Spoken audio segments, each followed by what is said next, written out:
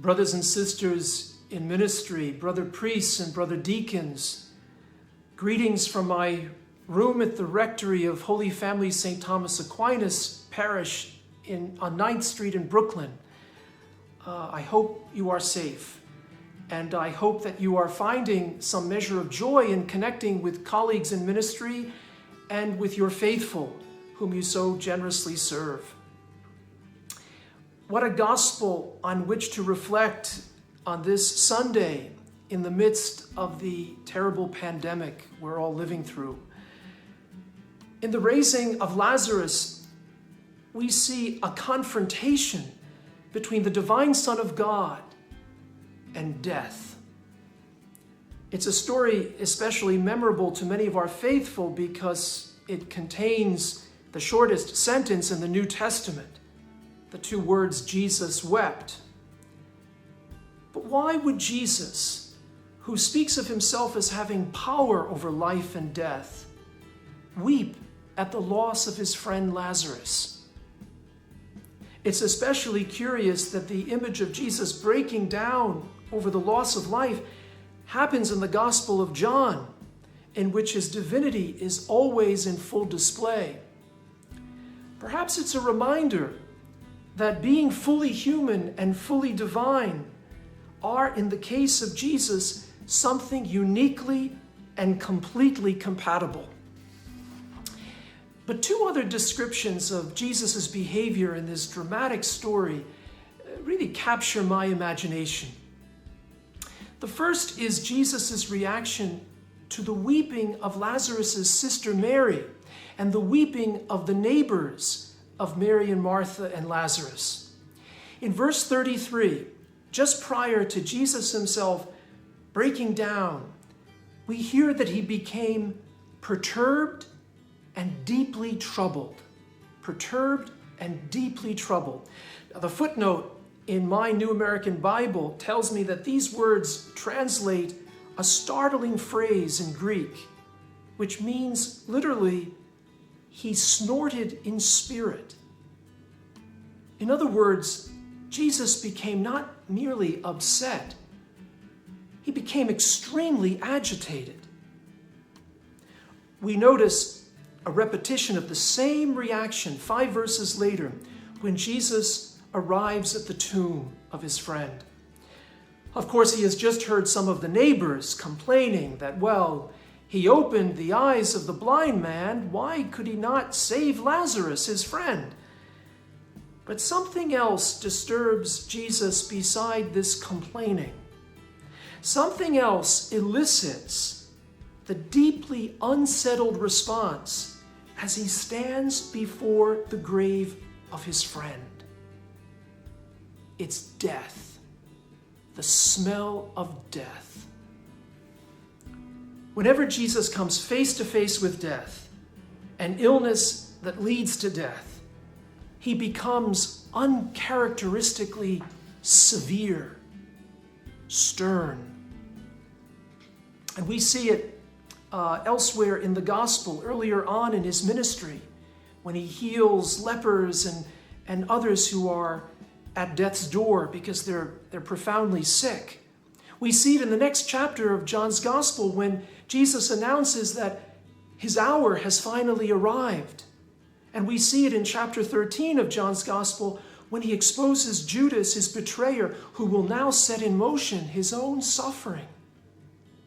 In all these crisis moments, Jesus becomes agitated because he is confronting what St. Paul describes in 1 Corinthians 15 as the last enemy to be destroyed by God, death. Brothers and sisters, people are asking, where is God? Where is God in the midst of this corona crisis? How many articles have we spotted online in recent days broaching the topic of theodicy? How many pastors and faith leaders have been appearing on television talk shows, offering an insight into this age-old theological problem, trying to reconcile a benevolent God with the unmistakable presence of evil in his creation. How do you put the two of them together? That's the problem of theodicy. Well, I would suggest that in light of this gospel today, we might begin to broach this difficult topic by pointing to the way Jesus reacts to suffering and death.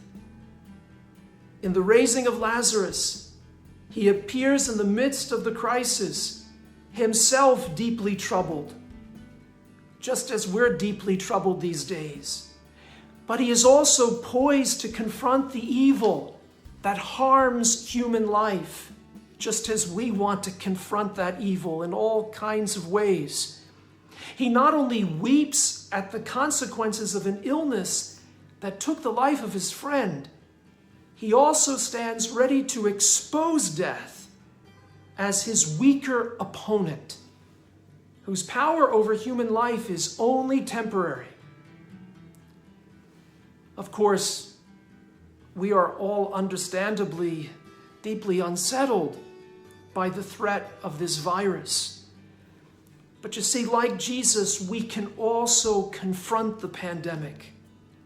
Of course, always within responsible constraints. But we can confront this crisis by serving those who are frightened, by serving those who may be ill.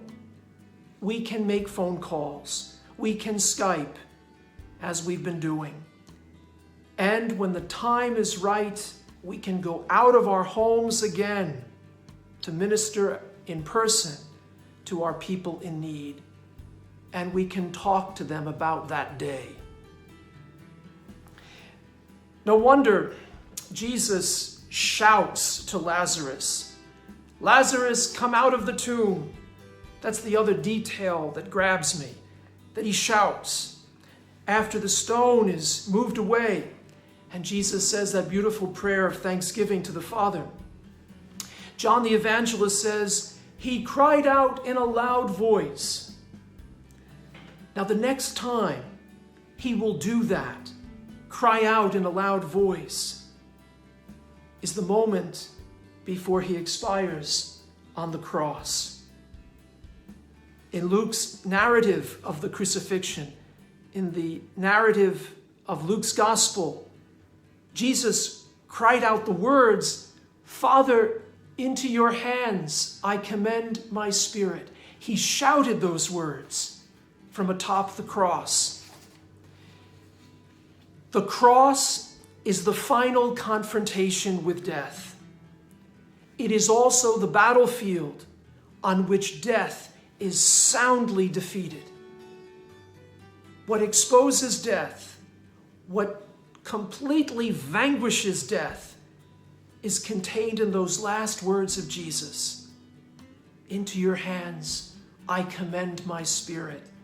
In that moment, Jesus returns to the Father everything he has received up until that moment. His life, his mission, and the love that he has always known from eternity, the love of the Father. It's this love that swallows up death. It's this love that consoles us in a time of crisis. It's this love that Jesus wants to be in us as it is always in him. So, brothers and sisters in ministry, Jesus is in our midst, indeed. Yes, he's deeply troubled, sometimes weeping, but always confident that sickness and death do not have the last word. If we remain close to him at this time, if we remain in him through our prayer and our spiritual communion, then we will get through this crisis. We will persevere with courage and hope. Like Lazarus, we will again rise and be restored to our family, our church families.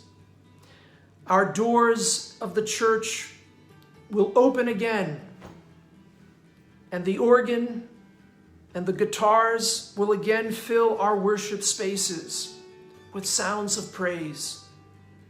And then, as Jesus says to the disciples, we will rejoice with an Easter joy that no one can take from us. God bless and stay safe.